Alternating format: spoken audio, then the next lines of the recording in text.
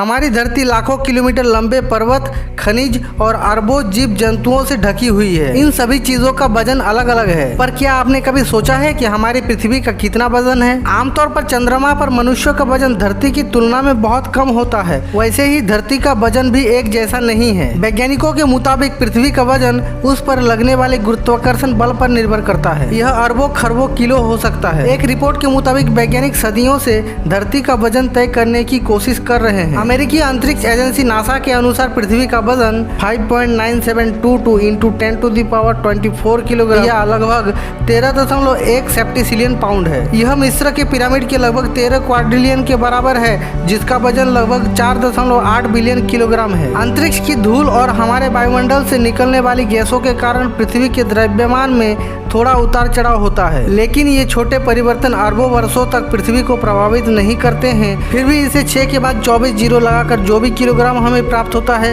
उसे मानकर चलते हैं। हालांकि दुनिया भर के भौतिक विज्ञानी अभी भी दशमलव पर सहमत नहीं है। उनका मानना है कि धरती पर हर जगह अलग अलग गुरुत्वाकर्षण बल लगता है। आइजैक न्यूटन के गुरुत्वाकर्षण नियम के अनुसार प्रत्येक वस्तु जिसमें द्रव्यमान होता है उसमें गुरुत्वाकर्षण बल भी होता है, जिसका अर्थ है कि किन्हीं दो वस्तुओं के बीच हमेशा कुछ बल होगा। हम जानते हैं कि वजन और द्रव्यमान में अंतर होता है। वजन एक बल है जिसे निर्धारित करने के लिए गुरुत्वाकर्षण क्षेत्र की आवश्यकता होती है। जैसे अगर आप एक गेंद या कोई वस्तु को धरती और चांद पर तोलते हैं तो आप पाएंगे कि चंद्रमा पर गेंद का भार पृथ्वी के भार का 6वां हिस्सा होगा, लेकिन गेंद का द्रव्यमान दोनों जगह समान होगा। इसलिए पृथ्वी का वजन करने के लिए हमें यह जानना होगा कि हम किस वस्तु के गुरुत्वाकर्षण क्षेत्र में वजन की गणना करना चाहते हैं। पृथ्वी का द्रव्यमान एक स्थिरांक है।